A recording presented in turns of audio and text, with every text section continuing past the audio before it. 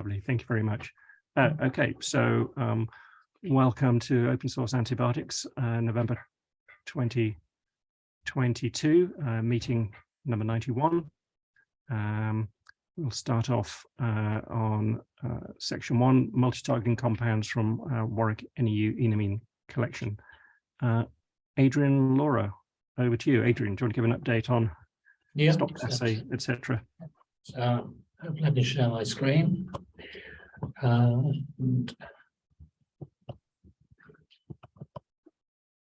Okay, we all see these things, yeah? Yeah, it's good. Right, okay. So essentially, to get the enamine library going anywhere, we've had to completely reconfigure the assays that we work with, although we fortunately haven't had to redesign the principle of it. So the problems that we've encountered and the solutions that we've had to employ are, first of all, the implementation of an efficient stop. Sorry, can you please go to full screen and get rid of your format so people can see the screen? I'd appreciate it. Thank you. Okay. Better? Is that okay? Thank you. Right. So, the first of all was the finding of an efficient stop reagent. So at the moment we use Thermo Fisher's proprietary Amplex Red stop reagent, which appears to work very well in the context of the 10 microliter assays that we do. The second problem was phosphate contamination due to ATP hydrolysis. Now, because the assays we're using are considerably more sensitive than the ones we used previously, this became a much more significant problem than it had been before. So the resolution was quite simple. We now basically have all our ATP aliquoted out in one-shot single-use aliquots. The second source of phosphate contamination, which arose from UTP-Manlac ALA, which is the substrate for Mur-D. When we make it in-house, the enzyme that generates it directly, which is Mur-C, generates an equivalent amount of phosphate. Because the separation is anion exchange, we had problems with variable levels of phosphate contaminating UTP-Manlac ALA preparations. The resolution has been to reconfigure the anion exchange step to tease out the UTP-Manlac ALA and the phosphate, and to introduce an additional gel filtration step to separate UTP-Manlac ALA from phosphate.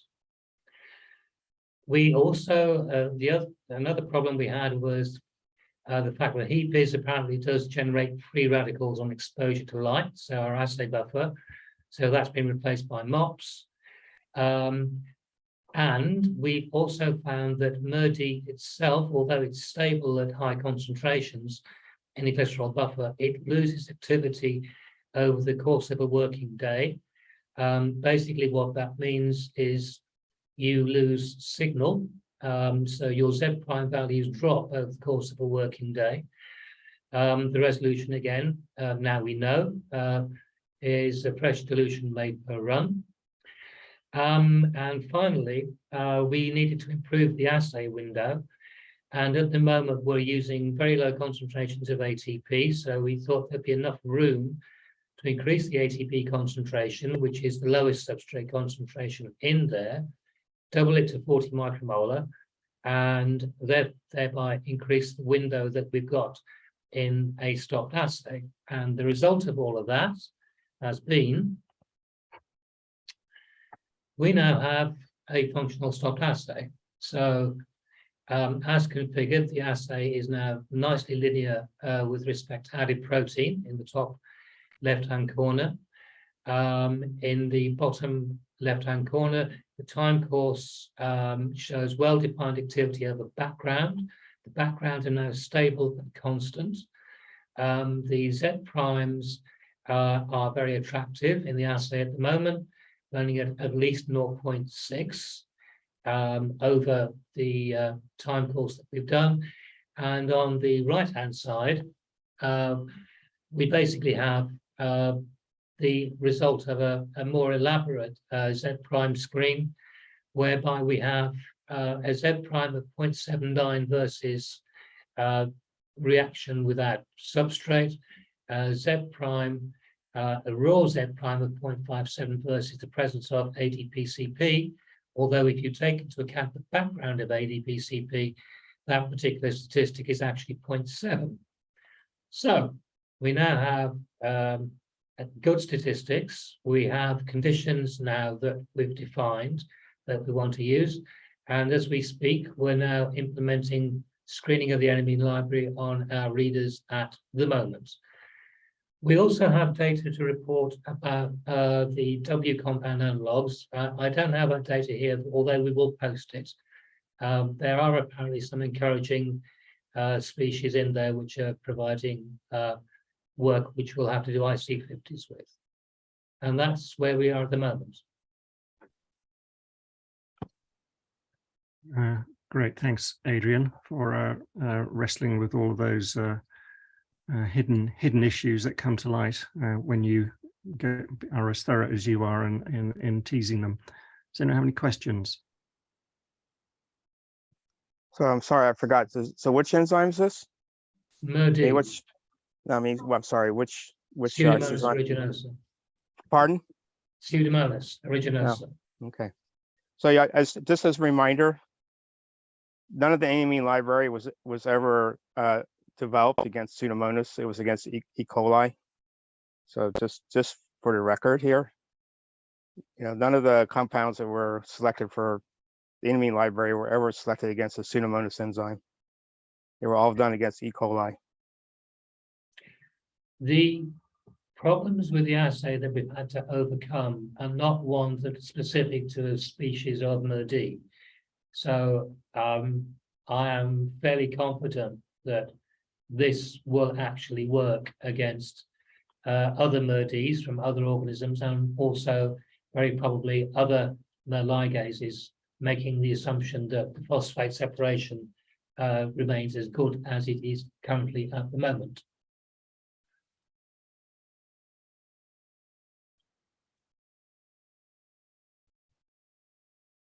So as we've seen with that AZ compounds, they were active against Mur C, but not Mur D. So just I guess I'm asking, since all the work was done to select these compounds against E. coli, it would be great if they actually were running against E. coli first, not Pseudomonas. But that's obviously your guys' call, what you guys decide to do in your lab. Yeah, I mean, the first compounds we ran, Joe, were with against Agalactiae Mur D, weren't they? That was they were, and I think I shared with you guys how the compounds are selected, and the fact that there was very little crossover of the compounds against some of the different isozymes. So anyway, whatever. I mean, it's been a while for you guys to get the assay, so it's great to get this assay, and thank you, Adrian, for working through all the various technical issues. Yeah, I mean, it'll to run through the whole library, it'll probably take about 10 working days, something like that. So, it's not much of a longer wait for us to be able to screen a couple of things. So I think the first thing would be to see what we get from this initial screen, how many of those match up against the Agalactiae hits, and then we can get on to the E. coli and the various alternative Mur ligases as well.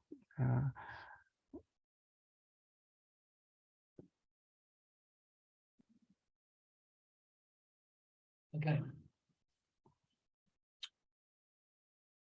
Shall I stop sharing? Have we done that?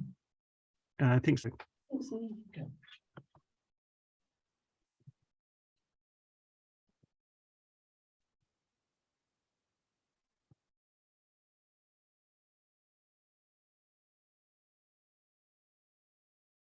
Great. Move on to number 2 then. Multi-targeted elaborated fragments from diamond fragment screen. Laura, do you want to say something about that? I haven't progress on the crystallography, so I can't update on that. We'll have Okay. probably updates on next month. Okay, should we move on to number 3 then? Atomize hits. You mean for crystallography? It's the same. Yeah, yeah. I need to get the more hypocrystals. Okay, so we're still waiting for Yeah, those. and substrate bound as well. Yeah. Okay.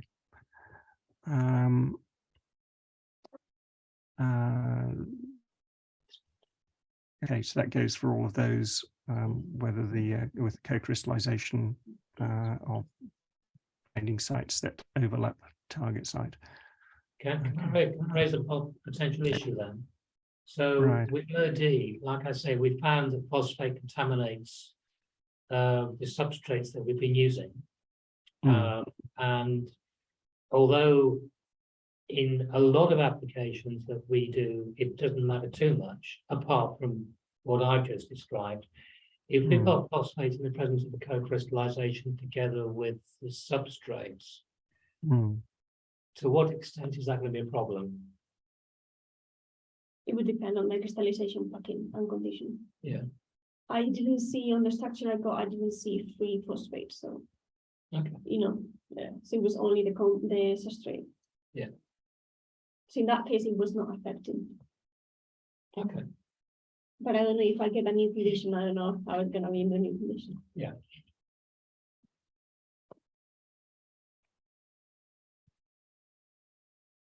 Okay.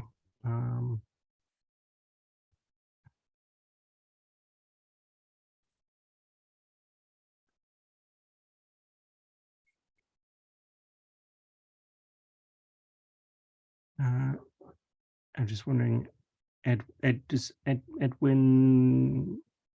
have we got anything to follow up from you about additional suggestions from these atomized hits or not? Oh, yes. So we actually just have a new master student, Yiwei, who's going to be working on some chemistry with us. I guess she can introduce herself. And Hello, I'm Yiwei. I'm a new master research student in maths group, so I'll be working on synthesis. Okay. How long have you got to work on this? 1 year? Yeah. It will be a school year. Yeah. Okay, good. So we'll see you again and get some updates. yeah, so we've just been looking at some of the multi-targeting hits that we aren't able to buy. So hopefully she'll be able to make some derivatives on those other ones. Cool. Very good. Great. Anyone else got any input on atomized hits at all?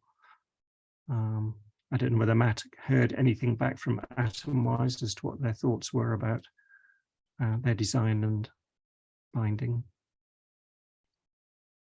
Not that I'm aware of. No. Okay. Cool. For then variants of AZ compounds, where have we got to with those? Have you shipped everything you've made so far? Yuhang? Yes, which I think we are on the third question, right? On the fourth one now. Variants of AZ compounds. Oh, okay. Yeah. I've been making them.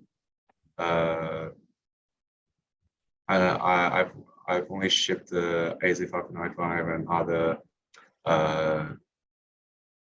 relevant derivative relevant variants in the paper, as well as the amino derivative shipped to only that shipped to Warwick. As for other variants, I'm still making them. Okay. Okay. Cool. How much longer have you got, Yuan, with your project?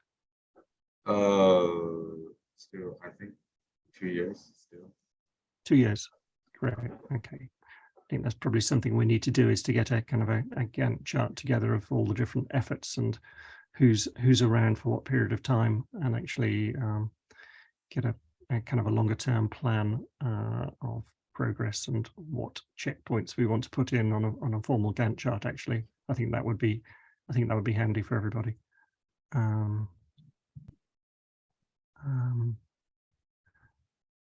Do you want to say anything about your parazolapyrimidine inhibitors at all? So about the synthesis, I've updated below. Okay. Do I need to share screen? Okay.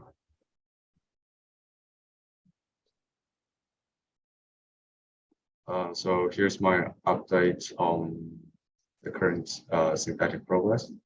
I've been monitoring these variants of the as an inhibitor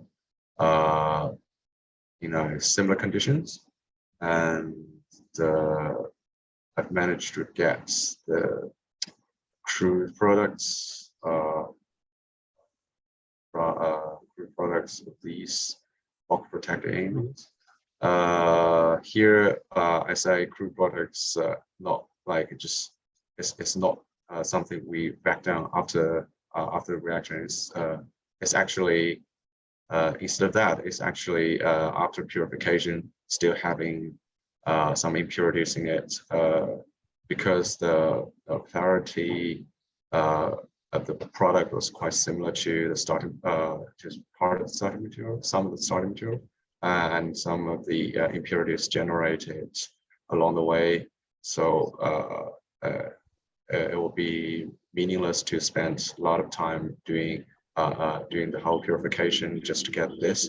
So I'm planning to just carry on with the crude product to the next step, TFA deprotection. Then I go with the HPLC purification to actually get the amine out.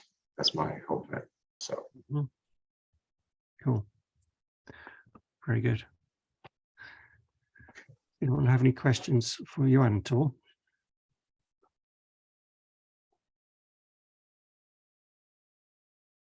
No. Okay. Becca isn't on, is she, at the moment? So we can't ask her to update on Yuan's CAD compounds unless you know, Laura, what's being done there. No. No. Okay. May I ask a question here, just about the? I think we're talking to that program, to that step. So may I ask a question about the SPR? Laura has updated on wiki page. If you don't mind, I can share the screen.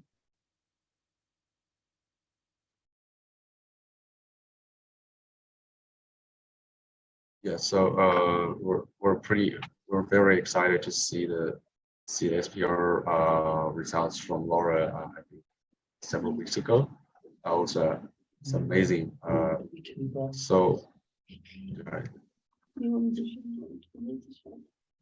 So about this, can anyone see this page clearly? Yep. Okay, cool. So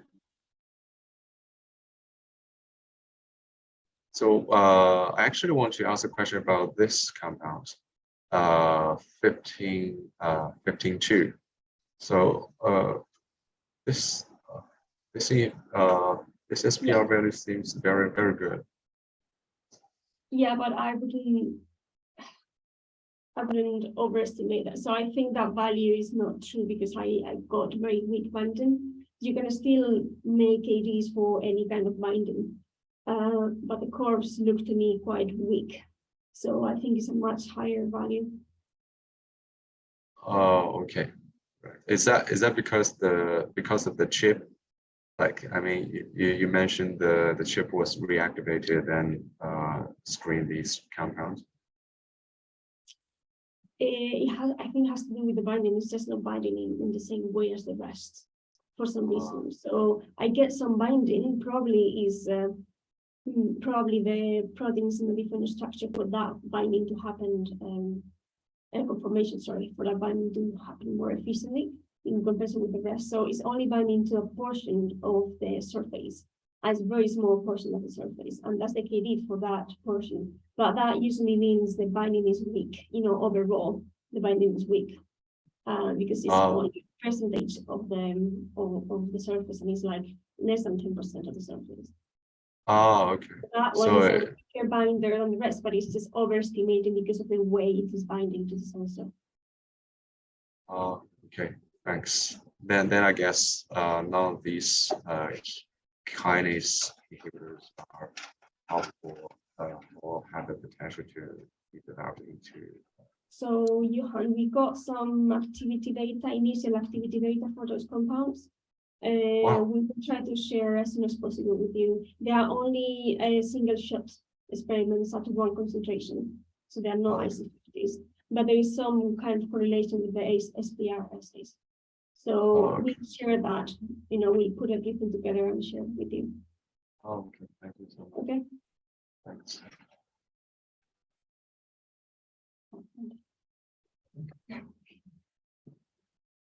Oh, very good. 5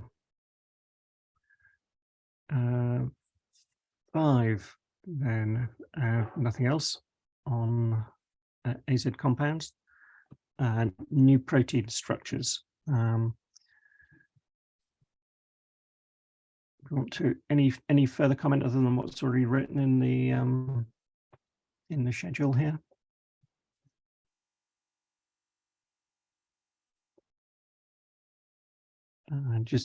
So Jan's finished the SSGCID X-ray collection for Mur C. Yeah, I don't know. I think Jan is on his commute in, and so maybe he's on the ferry and in his bicycle, and so maybe when he gets into UCB and turns his camera on, he might want to say some final goodbyes, I guess. There he is. Yeah, so I have my camera on right now. It's dark.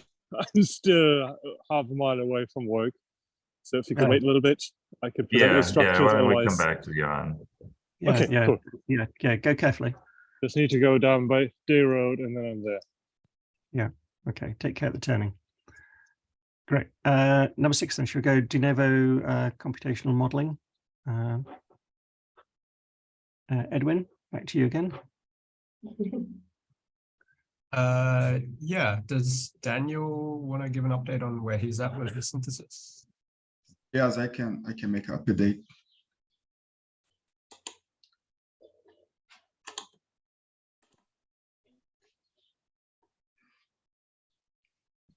Can you see my screen? Yep. Yeah, I'm working in 3 different scaffolds, but today I'm gonna do just a fast update. The first scaffold, the first derivative is the thiazole. I'm just working the last step. I try to do a reaction with MCPBA. After 3 days, I got the diol derivative. I could see the signals, like the LCMS signal showed me like the mass of the diol and also epoxide. I'm trying to do the purification. I'm still need to collect some, analyze some fractions. Not totally sure if this step is working. At the same time, I need to change the synthetic pathway to the thiophene derivative. I was trying to do some Suzuki coupling, but because I have a bromine in the start material here, the boronic acid, I have this bromine. I need to do a protection because the Suzuki coupling was not working. The substitution reaction was taking place. And then I did the protection. I have the boronic acid now.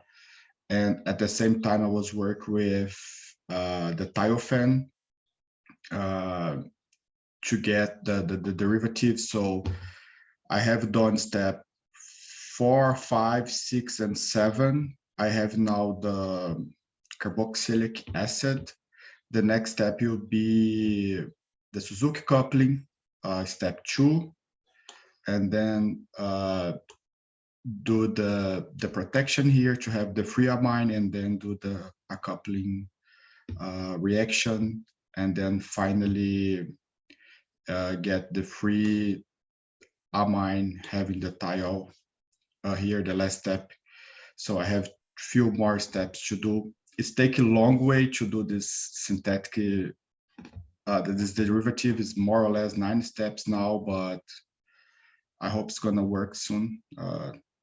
And now I guess this steps will work. That's great. And what kind of scale is that at? Synthesis? Sorry. Yeah, I start with 5 from the boronic acid. I have like 500 milligrams. I start with 500 milligrams. I have more or less 300 milligrams of the first intermediate, and down here the thiophene, I also have 300 milligrams.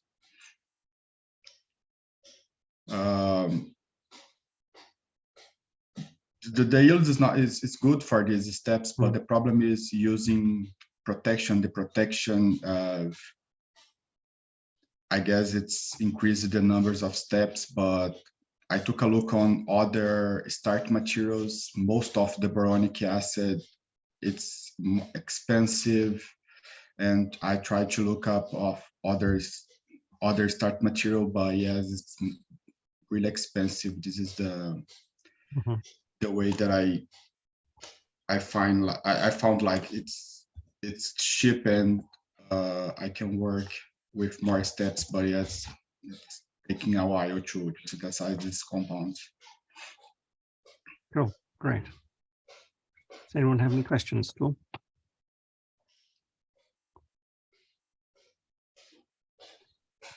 No. Brilliant, thank you very much. Thank you. Great.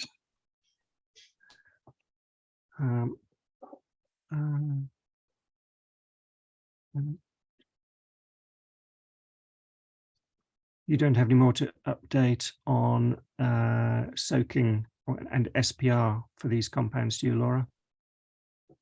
Second, sorry. Second, sorry, I didn't hear. Can you repeat, please? Oh, do you have any soaking data or SPR data that you've not already said about these de novo computational compounds? I already shared all the SPR data for that. Okay. For the competition compounds. I don't have more data on the crystallography.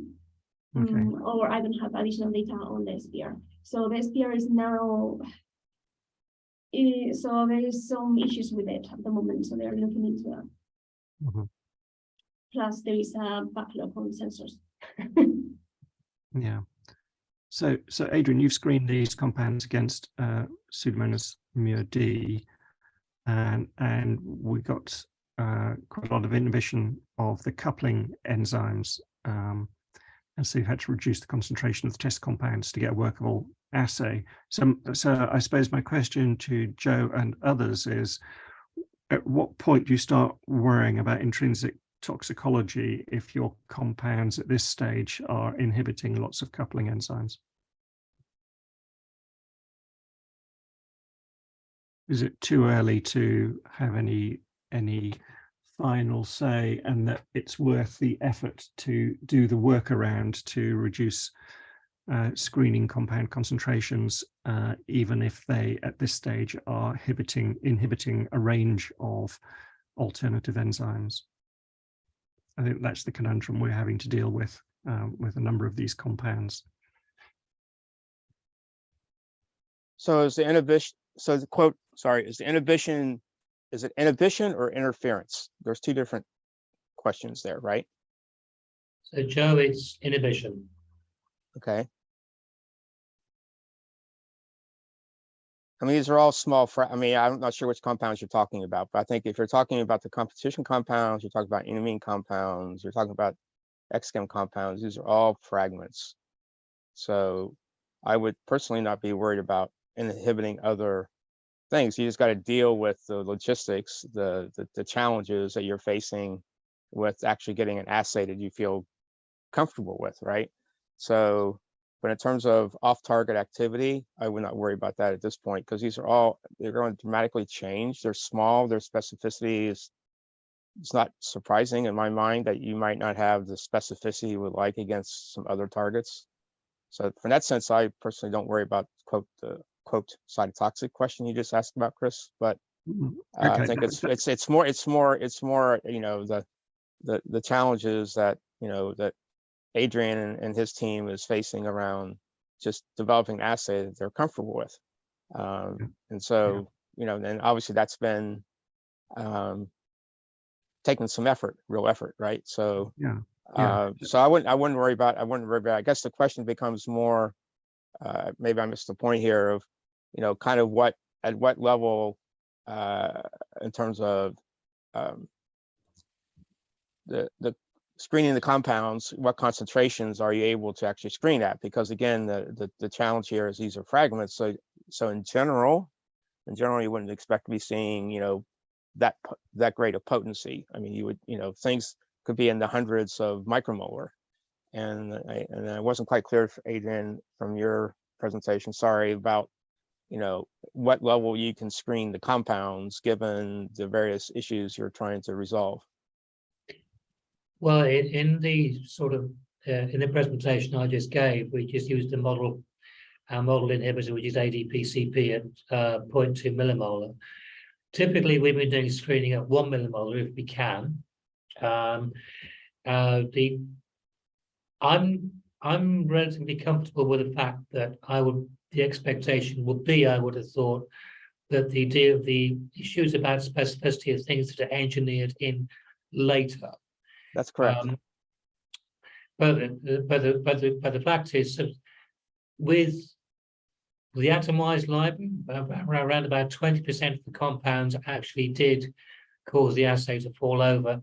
With Becker's enamine screen, it was something like about 10 to 15% as an attrition rate.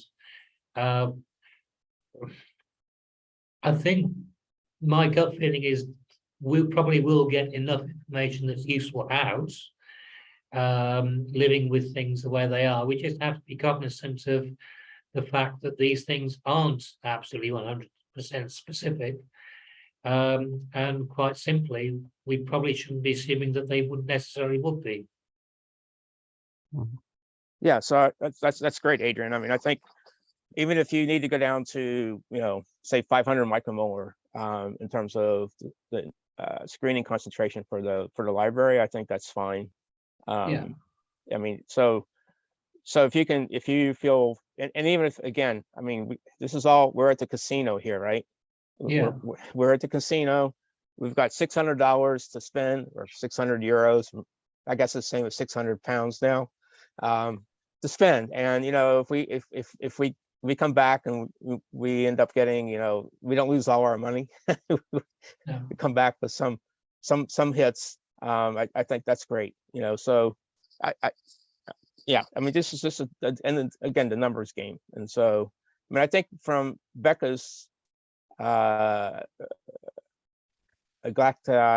Mur D screen, I mean, we actually had, you know, a pretty good hit rate actually out of that screen. I mean, there's still compounds to be screened there. I mean, I know we've had in the past some discussions around what percent inhibition of the, you know, the Becca saw, you know, do you cut it off at 25%, 30% inhibition, or remaining activity, I guess is the right word here, or 50%. But there was, I think in the end, there was 30 or 40 compounds out of the 600. So, you know, that's in a virtual screen, for the most part, that's a pretty reasonable actually hit rate. So again, if we got, and whether it's the Pseudomonas Mur D, E. coli Mur D, if we got, you know, we get some 30 or 40 compounds that have some level of activity, I think that will be a great result. So it sounds good. And again, I just would reiterate what Adrian would say. We don't need to worry about the off-target activity right now.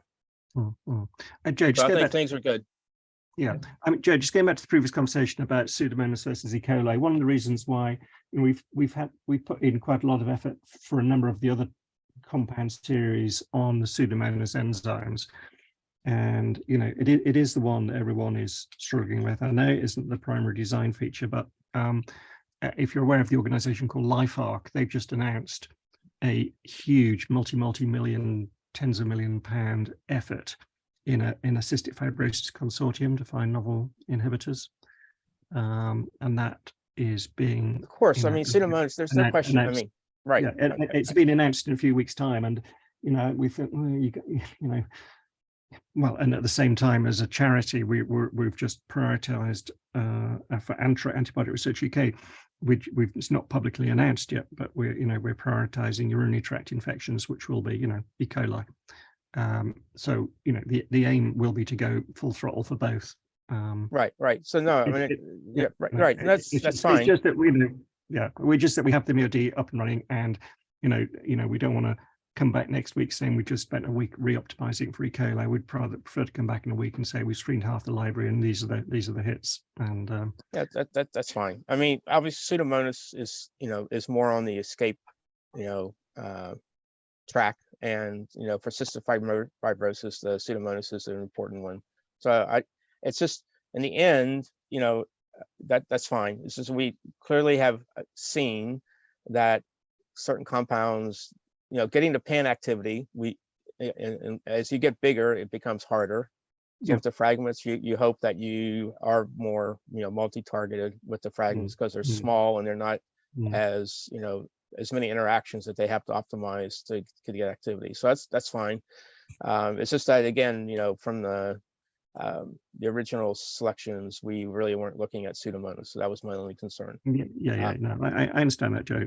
We just thought, well, actually, there's an opportunity, and if we had the Mur D at hand and working well for the others, so we thought, well, let's just press on with that just for speed. So we'll be onto E. coli Mur D as quickly as we can, as we will be Mur C and E and F for all of these as well. So the part of the problem is the matrix that you look at once you start. I think we probably need to sit down and have a thorough chat once we've got some data out about a proper screening cascade as to how we optimize that. Good. Thanks, Adrian. Yeah, and safely in. Well done. Very good. Do you want to tell us about your lovely structure? Yeah, okay, great. Thank you. Yeah, finally in a warmer and brighter spot. Let me share my screen. So we are famous for doing things last minute, and we did it again this time around. These trays were set up just the day before our contract ended. I obtained some crystals and I could still analyze them at the synchrotron. So this is the most recent structure of Mur D, Pseudomonas Mur D, with compound AZ, where I have my mouse here right now, 136-44923. Got very nice data set, 1.85 angstrom resolution. You see the usual head group here, and we see the tail, as I call it, of the compound quite well resolved. If you look at the other molecule in the asymmetric unit, switching over to this one, you see that the orientation is a little bit different, and that this primary amine group makes an interaction with this aspartate, but is also interacting in a way with this symmetry mate. If you overlay the two structures, or the two, oh, sorry, that just got out of the way. Sorry about that. If you just display a copy, so in thicker lines, that is the tail, or that is the structure of chain B. In thinner lines, that's the tail and the structure in chain A. You see how that is variable in the two structures. If you only consider the pose in chain B, which I think is the native pose, you see if you overlay that with the two other structures we have determined. So here in bluish carbons, that's the newest structure, and then we have the other two structure in I think it's called coral and gold. They all point in the same direction. These structures have all been deposited in the PDB. I have notified the team with the PDB codes, and I've shared all three structures with the team as well. So that is my last contribution here. I hope this structure will be useful. Yes, thank you. Thank you very much. I'm glad that we could finish up the three tasks that we had, at least for Pseudomonas, and finish up on a high note. Yeah, no, very much. Thank you very much. That was definitely a last dip at the line. Thank you for doing that. Yeah. It's very good. And can you share what you're going to be doing in the future? Well, we are a pharma company here, so we're doing basically the same thing, determining structures, developing drugs for active drug programs. But not any antibacterials. There may or may not be some interest in the company. Traditionally, there isn't. Our company is more interested in neurological diseases, but that's not me to decide. That's several levels higher up. But if there is a vote for any corporate social responsibility that won't make them any money, and they were prepared to join this small elite group of pharma companies that still have an interest in doing this, then we'd welcome that. Yeah. There is definitely awareness here in our company that antimicrobials are an important thing. I mean, in the end, we have worked for SSGCID for 15 years. Yeah. So we have worked a lot on that.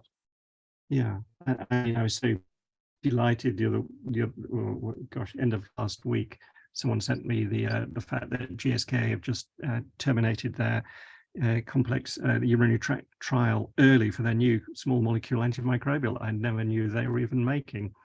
So yeah, they've made a. That's a long, very, very long story, Chris. That we worked on. It's a very long story. Oh yeah, very long story. They had amazing persistence that they had. They went through many compounds and solving tox issue after tox issue.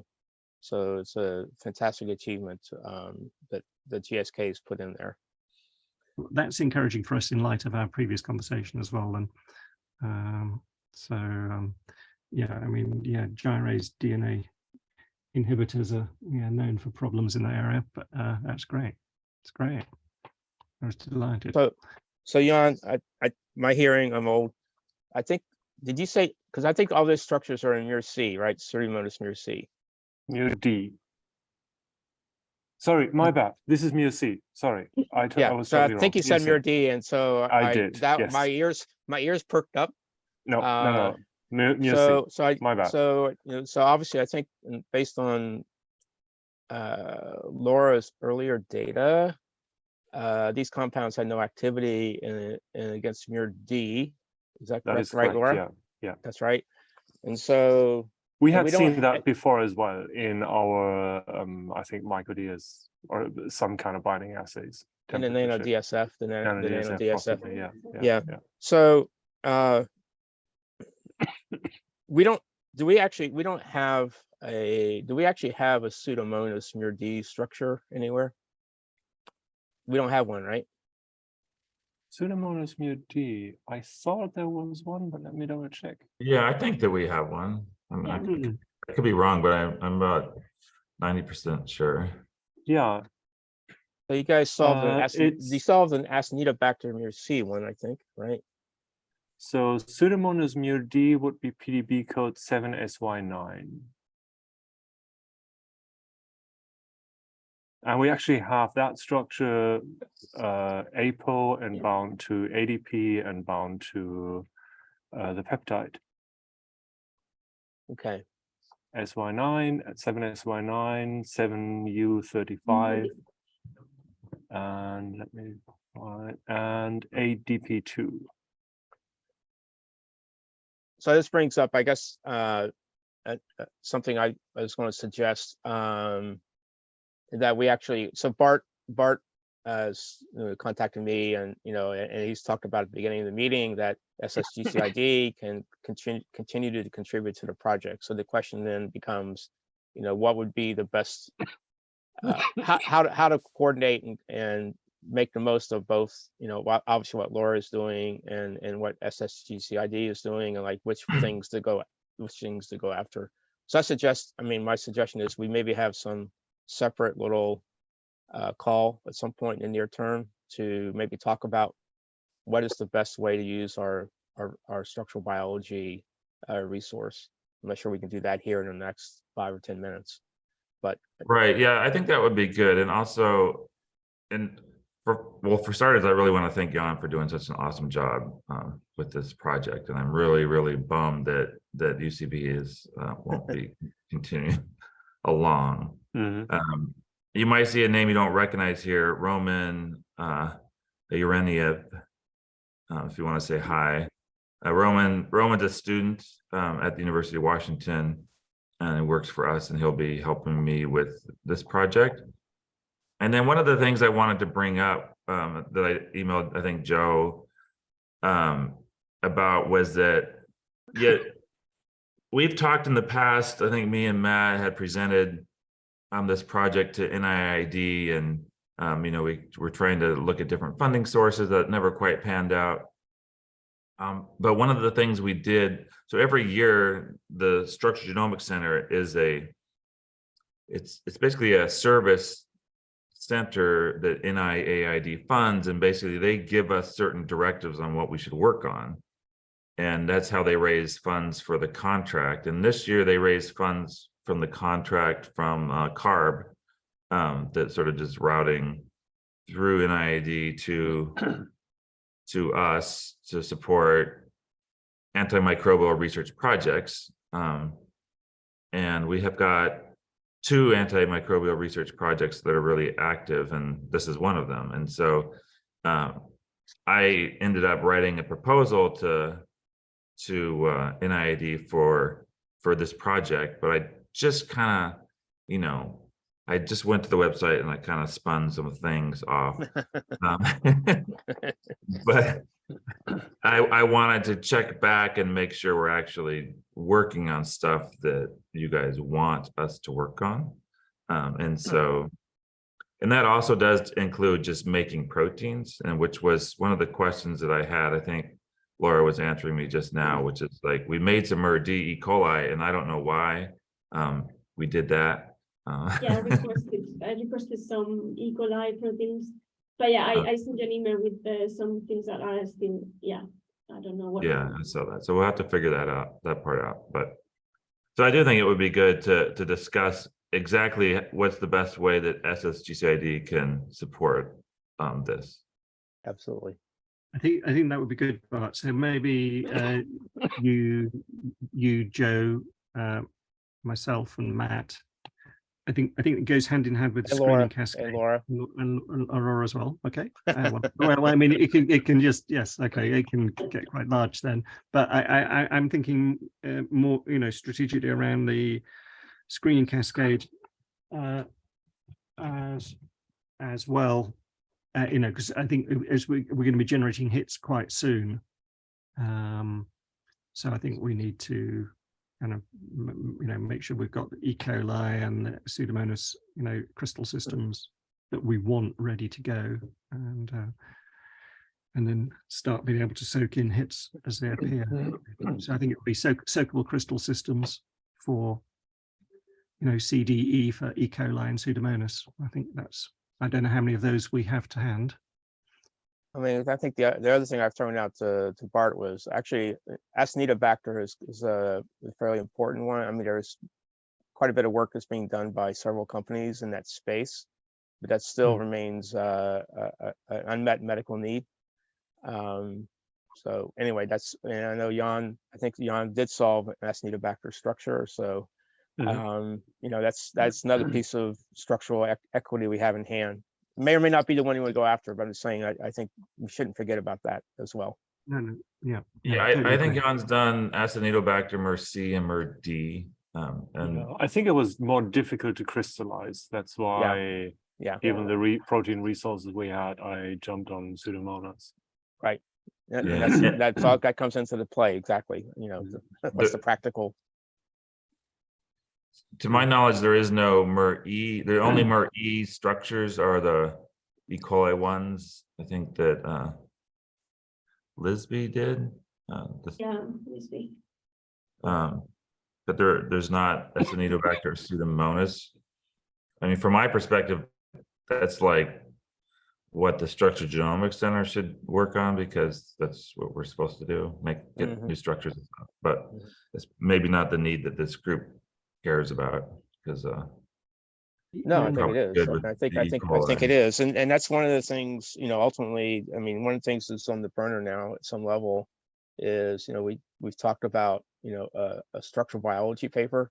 So there's been and so that's something maybe to revisit now as well, about even having the structures we have now, and talking about having a paper with a structural biology paper, but targeting about dual inhibitors, or dual targeting, excuse me.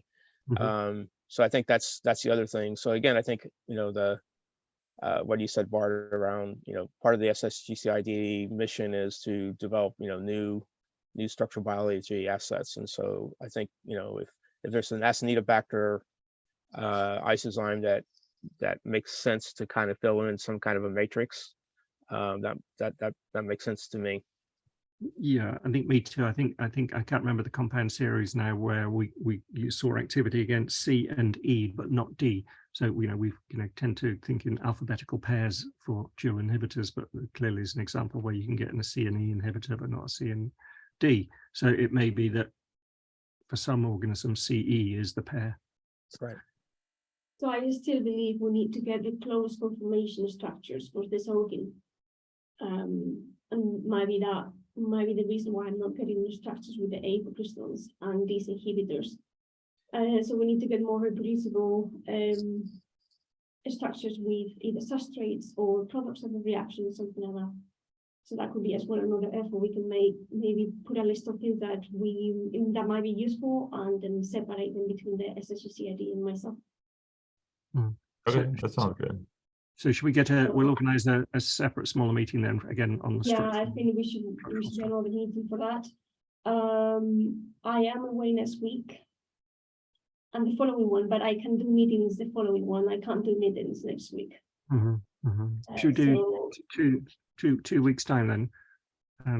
Fingers. I don't know what to say, Laura, because you look a permanent job back in Spain, which is great for you, but bad for me. But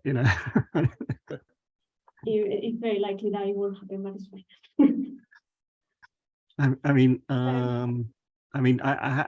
don't think I've shared this, but we were lucky enough to get 1.7 million as a donation from an ex-student that effectively underpins Laura and Adrian and Julie technical posts for the next 3 years. So that's one worry off my mind. That the assays and structural biology posts are underpinned now. It would be great to get some money specifically for the project, but that's a good start. Yeah, I hadn't heard that. Great, congratulations. No, I don't do social media stuff, so yeah. We need more students like that.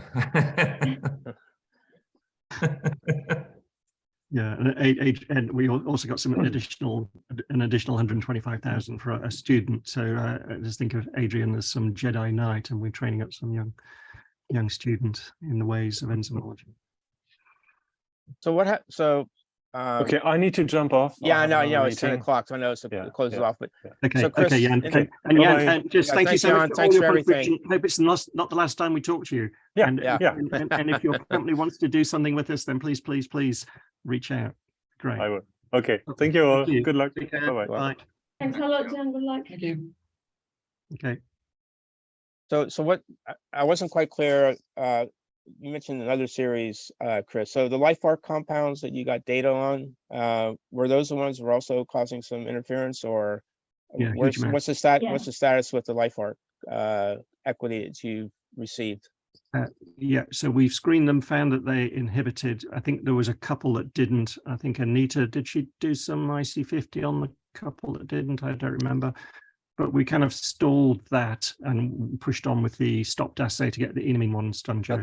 Okay, all right. So we hit the in inhibition of coupling enzymes and just went, oh, not more, and then just thought, right, okay, let's just do the enamine ones, because whoever designed them rather well, so the more I'm just saying that. Okay, we shall see. all right, okay, but we'll get back to those. I have to make some decisions about some of the additional posts. I have to try and work out whether we need an additional pair of hands on this project, but I think it needs additional money from somewhere. We do need more hands for the screening. Yeah. Okay. So Chris, you're going to take the lead on setting up crystallography. I'm just in the name. I was just about to nominate Laura to take the lead on that. Okay, great. So Laura will take the lead in organising the meeting with her, you, me, Jan, at least. Yeah, that'd be great. I mean, maybe Roman wants to be involved as well. Yeah, great. Okay, that's great. We're out of time.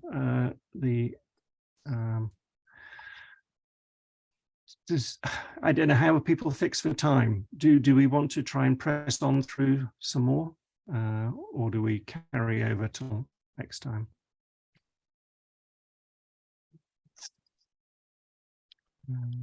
So we quickly had a quick chat on the life arc. Adrian, you want to say anything about your double-headed compounds at all? Where you've got to with those? Okay, well, briefly. There are a number of nucleotide analogues which basically have a phosphodiester bridge in the middle of them, and you have a nucleoside either side of that. So, for example, adenosine tetraphosphoadenosine, uridine tetraphosphoadenosine, and you can have a range of these things with different lengths of pyrophosphate phosphates between them. So it turns out that the uridine tetraphosphoadenosine, in fact, the tetraphosphoadenosines, full stop, appear to be fairly efficient Mur inhibitors, relatively speaking. They don't appear to impact upon any other ligase, and that's in a way quite nice, because my simple-minded conception is that you're binding something in the uridine binding pocket of these enzymes and something in the ATP binding pocket of these enzymes, and the length of compound that exists between these two bases might impact upon its ability to bind to Mur C, Mur D, Mur E, or Mur F, where you would expect the distance between the binding of the UDP moiety of the substrate and the binding of ATP to differ. So essentially, that's where we're at. I was thinking about screening the other commercially available bis nucleosides, so AP2A, AP3A, AP5A, and so on, to see whether there is some form of structure-activity relationship going on. And that's really where we've got. It's a bit of a side project of mine, but it might lead somewhere. You never know. It's just probing the active sites and substrate binding sites. That's a nice thing. That might weld its way into that structural biology project to structural characterization of enzymes and substrates. Yeah, but it does appear to be quite sharp in that the tetraphosphoadenosine compounds only, and I mean really only, inhibit Murray and nothing else. So it might be that if I have a different length of between the two nucleosides, that I would see other ligases being hit. Cool, lovely. Thank you very much. Okay, we're down to 9. Becca's not here, so we can ignore that one. Then 9, there's a whole lot of mothball actions that we'll probably need to do some admin housekeeping on. So if people want to have a quick look through those and see if any of that needs tidying up, and we'll need to sort out that admin. Okay. Next meeting, December the 13th, 2 p.m. I'm hoping by then we'll hopefully have a swathe of enamine data. We'll have a little chat, Adrian, about E. coli Mur D, and see what we can do to progress things on both fronts. Good. Anyone have anything else to say at all before we close up? No. Good. Lovely. Thank you all very much. Sorry it overran. Thank you, Yuhang, for sorting out the links, and we'll catch up soon, and before the 13th, Laura, with the structural biology stuff. And Joe, we really do need to have a good chat around screening cascades and just get that mapped out, and different progression criteria, so that I'm starting to look at it now and thinking we're just going to be swamped with data. So compound management, project management, that needs to be on a whole new scale soon, very, very soon, to avoid any hiccups. So I'd appreciate a chat with you about that and how we can do that. That'd be great. Lovely. Okay. Thank you all. We'll catch up soon. All right. Bye for now. Bye-bye.